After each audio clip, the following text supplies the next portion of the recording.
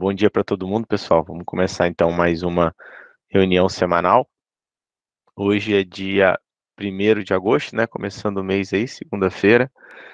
A gente começa falando então aqui do Brasil primeiro, né? Os indicadores da semana passada e do fechamento do mês. A gente teve o Ibovespa aí tendo uma alta bem considerável na semana passada, subindo 4,29% e fechando o mês aí com alta de 4,69%, cotado aí a 103.164 pontos, né? Uma boa recuperação aí frente ao mês anterior que a gente teve, que foi ruim para todos os mercados, né? Por aqui o destaque da semana foi o IPCA 15 de julho, que subiu 0,13% e geralmente abaixo aí das expectativas do mercado, né? A leitura de julho é a primeira com impacto das medidas de redução de impostos sobre preços de eletricidade, combustíveis e telecomunicações, né? Já na parte política, a percepção de aumento de risco fiscal no país, ela segue se intensificando, né, com o atual governo e candidatos a presidente dando indícios que pretendem prorrogar para 2023 os auxílios aprovados pela PEC emergencial, né? Então, o risco fiscal ele volta a ficar no radar aí dos investidores, né, e aumentando agora, nesse período, se aproximando das eleições, isso aí vai ser um grande ponto de atenção daqui até o final do ano, tá? Olhando para o cenário externo, né, os Estados Unidos também teve uma excelente performance na semana passada e no fechamento do mês também, né, o S&P ele registrou o melhor mês desde novembro de 2020, subindo 9,11% em julho, tá? Um dos principais eventos que a gente teve na semana passada foi a reunião do Fed, né? Então, a gente teve o Comitê de Política Monetária que anunciou a elevação de 0,75 pontos percentuais na taxa básica de juros americana, que já era amplamente esperado pelo mercado, né? E agora a taxa ela fica ali entre 2,25 a 2,50, tá? Em discurso interpretado como dovish, né, o presidente o presidente Jeremy Powell, ele disse que a economia do país já começa a dar sinais de desaceleração, apesar disso ainda não ter refletido nos dados de trabalho e de inflação, né, o que já considera que o Banco Central ele entrou em território neutro de juros, tá? Daqui para frente, Powell indicou que poderá ser apropriado desacelerar o ritmo de altas, a depender dos dados econômicos, né? Então, o mercado tá de olho aí de como vai ser essa desaceleração e até quanto vai, de fato, a alta de juros lá nos Estados Unidos, tá? Outro dado que saiu na semana passada também foi o PIB americano do segundo trimestre, né, que contraiu 0,9%, indicando aí que os Estados Unidos entrou em uma recessão técnica, tá? Na sexta-feira foi divulgado o PCE, né, que é a medida de inflação aí preferida do Fed, tá? A inflação cheia e a núcleo, né? A gente sempre tem duas medidas, né? Inflação cheia e inflação núcleo. A núcleo, ela exclui variáveis mais voláteis como alimentos e energia, tá? Elas subiram novamente, acumulando uma alta de 6,8 na inflação cheia e 3,8 na núcleo, tá? Então, isso para os últimos 12 meses encerrados em junho, tá? E destaque também para a temporada de resultados do segundo trimestre, lá fora 277 empresas do S&P 500 já reportaram seu balanço, tá? Com 73% das empresas superando as expectativas do mercado, né? Indicando que os resultados têm vindo melhores do que o esperado e que as empresas estão conseguindo navegar nesse cenário de desaceleração econômica e de juros subindo, né? Vamos acompanhar os próximos semestres aí, os próximos trimestres, na verdade, para a gente ver como vai ser de fato esse desempenho, né, e até que ponto essa alta de juros vai começar a impactar no lucro das empresas, tá? E por aqui, voltando, o nosso índice de fundos imobiliários, ele também, seguindo o bom humor dos mercados, né, ele também teve alta, fechou a semana em alta aí de 0,74%, até agora eu estou vendo aqui, tá 0,55 no slide, né, tá 0,74 alta, tá, pessoal? Impulsionado pelo segmento de ativos logísticos, recebíveis e shoppings, tá? Dando sequência aqui, então, vou pedir para o Leandro comentar para a gente aqui a parte de moedas. Bom dia, Leandro. Bom, a gente está vendo uma queda excessiva aí, né, do dólar frente ao real, a valorização do nosso real, na verdade, frente às demais moedas, DXY mostra bastante isso, a desvalorização do dólar frente às demais moedas, tá? Isso basicamente pelo tom, né, mais dovish do Jerome Powell e por essa questão dele falar que nós já estamos chegando aí num ponto de neutralidade ali da taxa de juros dos Estados Unidos, tá? Alguns diretores do Fed até falam que vai ser como se fosse um pouso suave, né? Então a gente deve chegar aí bem próximo da taxa que já está agora. Aí o que depende, na verdade, da alta dessa ser um pouco mais agressiva são os indicadores econômicos, né? E aqui a gente vê também uma grande alta na parte dos commodities aí, né? Que favoreceram bastante aí para a valorização do real. Hoje também, essa semana, na verdade, nós vamos ter nós vamos ter a reunião, né, do Banco Central para sinalizar talvez uma alta de juros, não sei, né? Então a gente aqui no Brasil enxerga que a gente está mais perto da estabilidade, né? Então vamos ver o que vai acontecer. Diego deve comentar mais sobre isso nos slides posteriores, né? E no ramo das criptos, aproveitando todo esse otimismo do S&P, as criptos surfaram essa alta aí. O Ethereum destaque aí chegou a $900, né? E agora está $1.700. Quem comprou lá nos 900 está feliz da vida, né? Então, o pessoal das criptos aqui não tá nem aí e o mercado está subindo muito, muito relacionado com o S&P. Bom, demais é isso. A volatilidade está extrema, como vocês podem ver. E enquanto a inflação não sair da sala, a gente vai ter esse mercado, beleza? Um abraço para todo mundo. Valeu, Leandro, obrigado. Dando sequência, então, chamar o Alipe para comentar um pouquinho das commodities agrícolas para gente. Bom dia, Alipe. Opa, bom dia, Gustavo, bom dia, pessoal. As commodities agrícolas aqui, a gente teve uma semana muito boa para o mercado de grãos. Vocês estão vendo aí na tela a alta do soja, a alta do milho, né? A soja, ela saltou mais de 50 pontos lá em Chicago e consolidou como a maior alta semanal em 18 anos, né? Muito em função dessa onda de calor que os Estados Unidos enfrenta, aí clima seco e quente lá no centro-oeste, ele aumenta as preocupações com a oferta global de soja, né? E além disso, tem um rally de óleo de soja, né, que empurra as cotações para cima. Então, essa foi a maior alta aí semanal em Chicago desde 2004, e aí a gente vê a soja sendo negociada a $32,79 a saca. O milho também uma alta de 3,80 no semanal, né? A demanda por milho, ela segue sustentando os preços acima dos R$ 90 na B3, embora ela esteja negociando a 86,11, é consenso do mercado um movimento altista. Na última sexta-feira, os principais contratos chegaram a subir mais de 1%, teve contrato subindo 1,40, 1,70 também na última sexta-feira. Essas movimentações altistas também estão ocorrendo lá em Chicago, e a safra de milho da França teve uma queda nas classificações durante a noite, lá de quinta para sexta-feira, e também lá enfrenta uma onda de calor muito grande, né? Essa onda de calor segue assando a Europa, né? Então, a safra dos Estados Unidos enfrenta temores aí, semelhantes desse estresse aí por calor nessa semana que a gente entra agora, e a combinação desses fatores aí levou a alta na cotação do milho, tá? Em relação ao boi gordo, uma queda de 3,55 no semanal, negociando aí R$316 arroba. O mercado físico de boi gordo, ele segue bastante estável no estado de São Paulo, né? Segue praticamente sem alterações no mercado físico.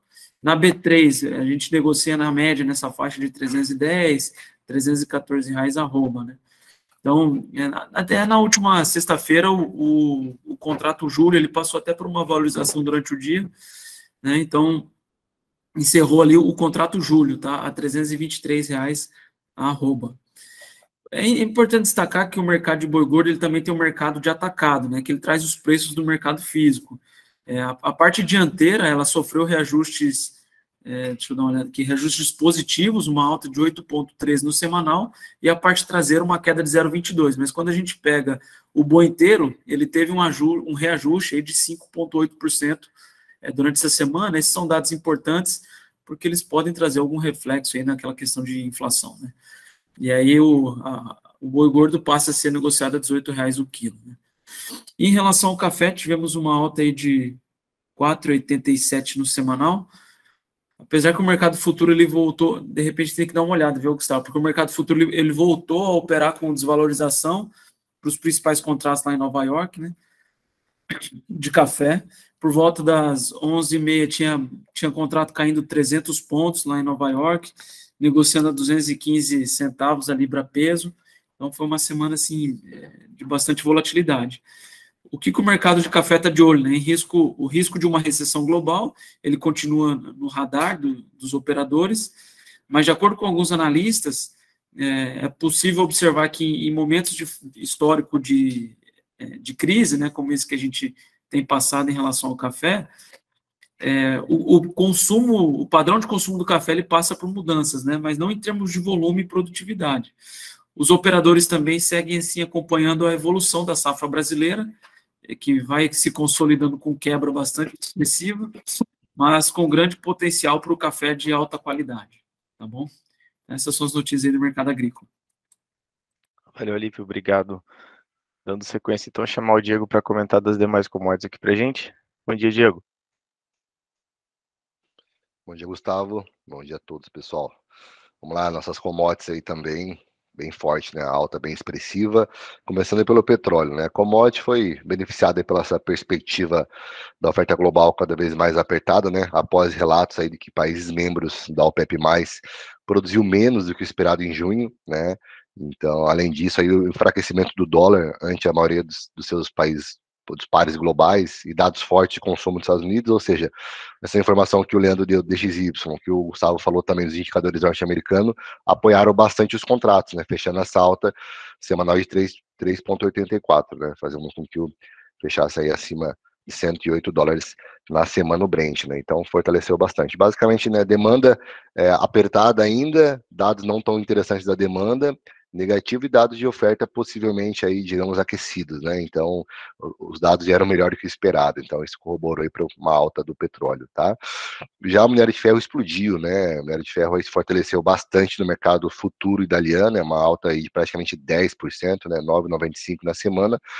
Basicamente aí com as expectativas, né, com esse plano do governo chinês para a construção civil, né, basicamente gasto com infraestrutura do governo, né, e também o apoio de Pequim ao setor imobiliário doméstico, né, que a gente sabe que vem passando aí com dificuldades, né, bem fortes, e isso ele varia bastante a demanda pela commodity, né, então, ou seja, injeção de grana, né, de dinheiro pesado vindo do governo para o setor imobiliário como um todo, tanto o setor imobiliário doméstico, né, quanto o setor imobiliário aí da parte da infraestrutura do governo, e se injetaria uma grana legal e, ou seja, né, aqueceria a demanda, né, e também a melhora nas margens das siderúrgicas chinesas, tá, pessoal?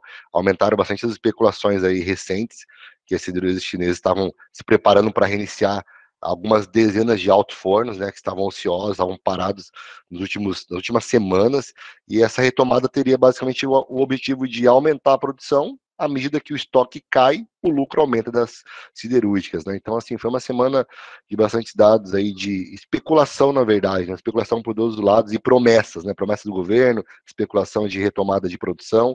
Isso fez com que tivéssemos uma semana aí de forte alta no minério de ferro, tá? E o ouro também, né, se beneficiou, né? O metal precioso foi basicamente beneficiado também, como o petróleo, pela queda do dólar no confronto com a maioria de seus pares globais, como, por exemplo, o euro, o ien, né? Isso é uma frase repetida praticamente toda semana, a gente reforça isso, né? Quando o DXY tem ou uma alta muito forte ou uma queda relativamente expressiva, né? Isso beneficia bastante aí, nesse caso, essas commodities, né? E também esse enfraquecimento, né, como eu falei, da divisa, ele dá esse fôlego maior a todas as commodities que são cotadas em dólar, não somente o ouro, né? E em cenário mais amplo aí também os investidores reagem, né, como o Gustavo falou e o Leandro também, é que as apostas do que o Fed deve se vir mais moderado, né, mais dovish, né, como o mercado usa essa nomenclatura, no sentido de aumento de juros, né, na alta do ciclo do aperto monetário nos Estados Unidos. Então isso colaborou para que tivéssemos aí uma semana bem positiva para o ouro e também para as demais commodities que aqui eu comentei, tá? Pode passar o slide, por favor, Gustavão. Vamos lá. E aqui a gente teve uma semana também bem interessante, né, nosso juros futuro, né? Após aí uma semana de queda forte, né, como está bem claro no slide, né, os vértices acima de 2025 aí com quedas superiores a 4%, isso é uma queda bem expressiva semanal, tá, pessoal? A curva voltou a negociar basicamente a taxas próximas do mês passado, né? Fica evidente no slide aí que a variação do mês, né? No day 23 ficou no 0 a 0, o 25, 27 ficou aí menos 0,20, 0,30, ou seja, praticamente aí a níveis de taxas que estávamos negociando no final de junho, né? Então, foi uma semana aí que realmente devolveu toda a alta, digamos assim, da primeira parte aí, da primeira quinzena de julho, tá? E basicamente o movimento foi influenciado aí pelo resultado negativo do PIB dos Estados Unidos, né, que confirmou a recessão técnica já falado pelo colega, e o mercado reagindo também a essa postura mais dovish do discurso do presidente do Fed, né, Jerome Powell, e também comentando sobre essa política monetária mais moderado e depende, claro, de dados futuros, né. Só reforçando o que o Gustavo já falou, tá, pessoal? Aqui no Brasil, no IPCA 15 de julho veio em 0,13, né? Ligeiramente abaixo das expectativas do mercado que estava em 0,16, tá? E só reforçando também um dado interessante, né? Que o mercado do trabalho continua bem resiliente aqui e a criação de empregos no Brasil formais surpreendeu positivamente, tá? O Brasil criou cerca de 278 mil postos de trabalho em junho, né? Segundo o Ministério do Trabalho. Então, informações aí bem positivas também que, direta ou indiretamente, colaboram também para esse movimento do juros futuro. Então, aqui a gente teve informações positivas no Brasil e com esse movimento mais dovish, mais calmo, pelo menos momentaneamente lá fora nos Estados Unidos, né? E essa recessão técnica colaborou para que a gente tivesse esse arrefecimento aí na curva de juros, tá? E já para essa semana, né, no cenário internacional, aí, o destaque será a divulgação de dados do mercado do trabalho, né, o famoso payroll, né, notícia, digamos, mais importante aí do mês, né, a nível mundial, tá? Então, nessa sexta-feira vai ser divulgado o payroll. Também a gente vai ter vários índices PMIs de países envolvidos referente a julho, tá? Então, vai ser uma semana recheada aí de noticiário internacional com dados bem relevantes, tá? E aqui no Brasil, como o nosso amigo Leandro falou, o principal evento, certamente, econômico vai ser a decisão de juros, né, pelo Comitê de Política Monetária, nosso queridinho Copom, né. A grande parte do mercado tem uma expectativa que este, de fato, seja o último aumento do ciclo, né. Lembrando que isso é só uma expectativa agora, vai depender do que vai vir depois na ata, né, mas é que a taxa Selic realmente temos aí um aumento de 0,50, né, na quarta-feira anunciado no final do dia, que a Selic chegue ao patamar de 13,75. Isso é a expectativa da maior parte do mercado. Não quer dizer que, de fato, vai acontecer isso, tá? Além disso, a gente também vai ter a divulgação da produção industrial de junho, né? Produção de vendas de veículo de julho e inflação medida pelo GPDI de julho também. Beleza? Por hora é isso, pessoal. Boa semana a todos.